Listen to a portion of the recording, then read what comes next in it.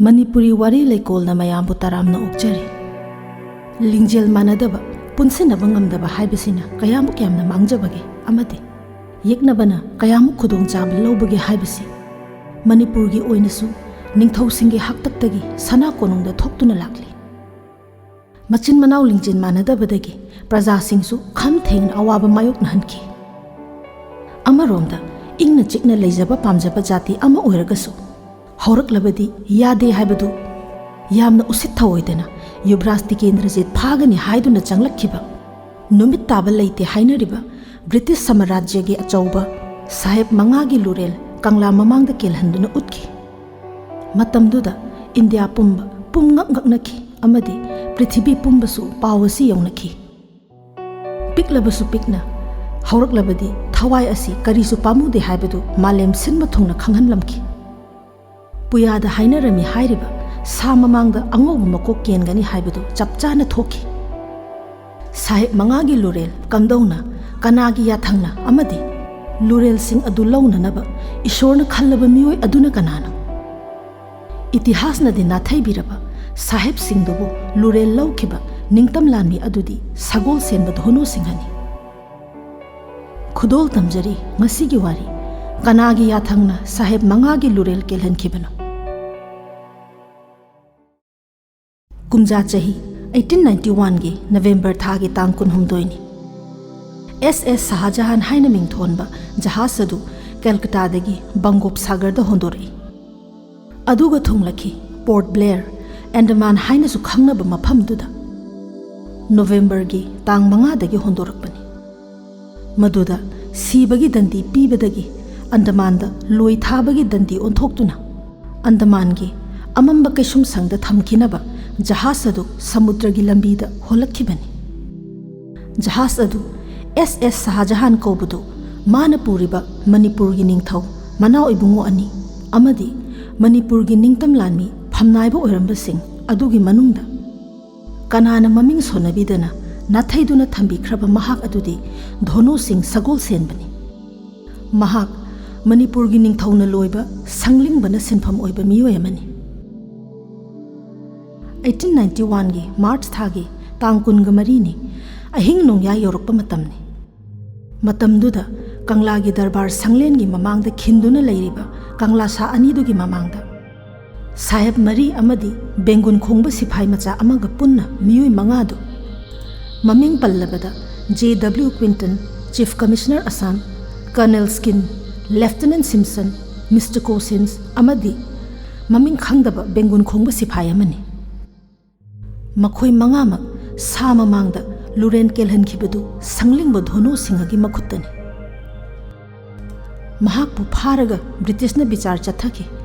magi maralni Sahib Mangabu Lurel kelhanduna shihankibadugini. Maduda mana piba jabandagi lauduna sagol senba Dhono kanano karamna mana Sahib Mangadu hatkibano haibadu khangba ngammi. Mana haibadu tadringaida madu oiraknabagi maram singdusu ningsingba chummi. Anglo-Manipur War haiba lanjawadu itihasna mayek lana iduna leiri madugi haurakpham waridi matamduda Maharaj Surchandrana ningthau oina panba matamni. Ningthaugi konungsingda thoktuna ta leiganba machin manaw nungsi chanaraktaduna ningai sangdanaraktuna krak krak yengsinaba thoklakpadagi Surchandra Maharajna singhasan thadoktuna chakki. Aduga mahakna British ta changjaduna magi singhasan munbikhre wakatpadagi British Bharat Sarkarna Assam gi Chief Commissioner J.W. Quinton na lanmi puduna Manipur da changsilakki. Mangonda sinarakpa thaudangdi Surchandra gi singhasan thadoklingaida magi maphamda ningthau oiriba Kulachandra Dhajabu British na Manipur gi ningthau oire haina ayaba piba aduga Yuvraj Tikendrajit puna loi thakhiba haibasini. 1891 gi March thagi tang kunga humdoini Chief Commissioner Quinton na darbar ama phamsi haina horaga darbar duda Yuvraj Tikendrajit pu phage haina sarok tawbani. Adubu Yuvraj na masangamde haiduna darbar da lakhidre maram adudagi aronba lanjangda Manipur gi konungda landana ba thabak paikhatle. Yamna lona amadi khanghaudana konungda landarakhi konung kangkhong chaiki. नुपी अंगांग असन अना कया अमा सोखन सिहनकी मणिपुर की तेंगोलसु कोनु ngaaknanaba akanba lan suknakhre mang takba yaba makhai takhankhre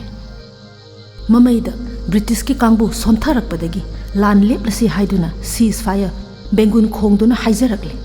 nongmai kapa lepnare kangla gi manungdu mikap mirau kholna nelle kangla gi manung mapal pumba khoirang khoisaunarba praja singna laman khumningbana mai hore numidang wairamni 1891 gi March thagi tangkunga marini nongmai kapnaba lepnaraba matungda saheb mangaga bengul khongba amaga makhoi taruk kanglada changlakhi makhoi dudi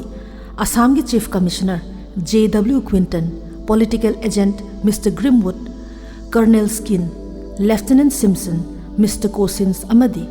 maming khangdaba 44th Gurkha Rifle gi Bengul khongba sifai macha amagani makhoi tarukna ningthau unagi hairakhi pungmuk chupna darbar ama phamki ningthauna makhoi loina khutlai thadoktuna top garota jama tawduna surrender taw haibudu makhoi ne yaningdre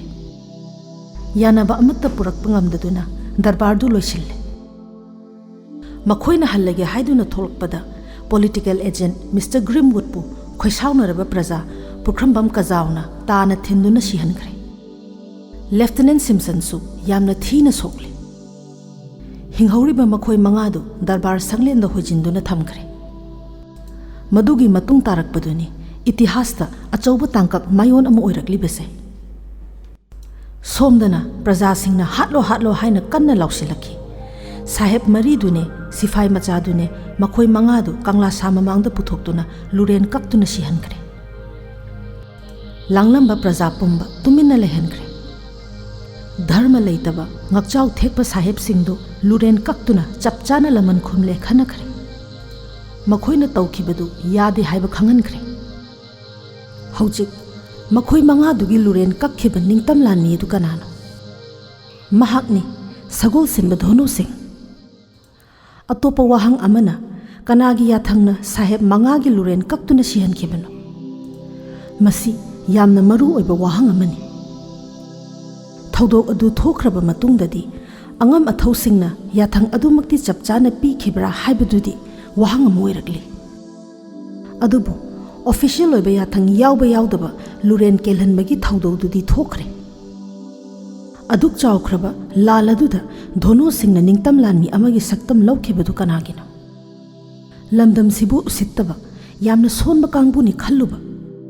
mi otpa sajatna minungsi yawdana leibaki konongda landarak nupi angang khaktana hatpa tuppada halengba leikidaba miyoiba ma oibagi chatna pathap humanitarian amata yawkhidaba madu pumba saheb singdugi yathangna ohenkhiba napal chawraba saheb singduda matik thokpa cherak pikhiba sagol senma dhono singani magi manakta kanagumba amata phawba lepikhide ma naitom tahanki aduga tawriba thabakna leibaki awa ana pikhiba makhoidu chapchana mahi phangankhibani cheng puraga cheng singba phau puraga phau singba hojik laklebadi sagol senba dhono sing kanano saheb mangadu manga kaktuna hatli haiduna mabu pharaga bichar chathaki bichar aduda mana pikhiba jabandagi lawduna ma kanano karamna mana saheb manga amadi bengun khongbadugi luren kakhibano haibadu khangba ngame aigi iming sagol senba dhono sing kawi isagi chahi yankhairom sure aigi ipagi maming Anand Ram kawi leiphamna khonglang phaidikpi mathaktani ai Manipur gi ningthauna mamal piduna leirakpa slave ni aibu sanglingba gi sinpham piduna top garot loisangi angamba ama oi March ki tangkun mari 1891 numit adu yachangba matam oiba kal aibu mi tharaktuna kawbalai makhoina hai konungda aigi tawgadaba thaudang leire thille adudadi ai makhoi ani duga loinana konung tamna lakhi ai khoi konungi nongchup thangbo hojang du dagi changle aduga aina loisangar tu da changle loisang du da ai pung amarom le sangling ba makok nongthon ba satwal trilok sing mapham du da leramde pung ani ngai raba matungda satwal mapham du da lakle aduga hairai nang mi khara angang olhan bagi thabak tawba tare adudadi ai tendong thang adu thamba sanglen du da changle aduga thang adu puthorakle yengkhoi bisu lakle aduga maga satwalga aiga aikhoi ahum darbar sanglen da lakle sanglen manung da leiramba lalup chingba singduna hanglei sangling ba kaya lai satwal na khumi ama khaktani adudadi atai duna hairei atai khara purau amana di yaroi satwal chatkhre ma garo ta chatkibra ai khangde aidi aina leplamba mafam duda phaklang napna leptuna lei pangpan panthadana sahib mari khaka bengul khongba amaga ngak sinduna darbar sang manung dagi puthorei makhoi sa mamang tamna makhongna chatlalami kha thangba sa adugi mamangda ai leire aduga bandi singdu amamamta aigi mangda pusilei aduga aina makhoigi loren kakhi ikon kon badu bengon khong baduni aina loren kakhiba sahib ani khakti thanghai amukta loren kele adubu sahib ani amadi amukta tukpa ngamduduna anirak yale wayal sang mamangda puthorakliba thang asimaknani aina numittuda sizinnakhibadu aina aikhogi loisangard aduda halakpadu phauba nongthomba satwal ukidre ma leithokre thabak pangthokpadudasu lakhidre thaudangdu pangthoklaba matungda aibu darbargi sirida shiraga taduna leiriba sahib ama mabusu putharu hai aina atopa lani amaga aikhoi anina asiba sahib Mr. Grimwood ado makhada putharaklaga lurena dusu aina kai thabak adu pangthoklaba matungda aina tendong thang adu madugi thampham adu panaba ningomba hanjabadu da sinakre mina angakpa phangna telli law khongi charangne ai ithau pangthokhiba oina tawkhiba thabakni maramdi ai makhoibu sihanbagi sanglingbagi thaudangdu pangthoknaba yathang leire haina khanki mana piba jaban asi paruraba matungda haujik yengba yabasi pham jawkhraba Assam Chief Commissioner amadi phamnaibu singaduna tawkhiba maral sing hana amuktang khanthaduna yengba chumbi Chief Commissioner duna darbar ama phamnaba sinbaduda Yuvraj tu lakhidre aduna phaba ngamkhidre maduda makhoi hankhiba tabani adubu mana sahib singduda sindoknaraduna kanglagi thongpumna makta changduna mayoknabagi sem sanabagi tanja amata pidana nongmai kapsinduna yummai thaduna nupi angang ason ana masing naidana mayam ama asiba anaba ayekpa piduna kangkhong chahenduna khunjai leichai hankhat madudasu makhoina pambe Yuvraj phaba ngamkhidre khoisaunaraba praja sing lakna phana ngamda makai kanglada tillare adugumba matamduda makhoina darbar ama phamduna wari sanasi haiduna kanglada changsilakpani maduda bengul khongba amasu loina rakhibani madugi arthadi makhoina kanglada changduna darbar phamlaga Yuvraj Tikendrajit phanaba matang chare hek ubada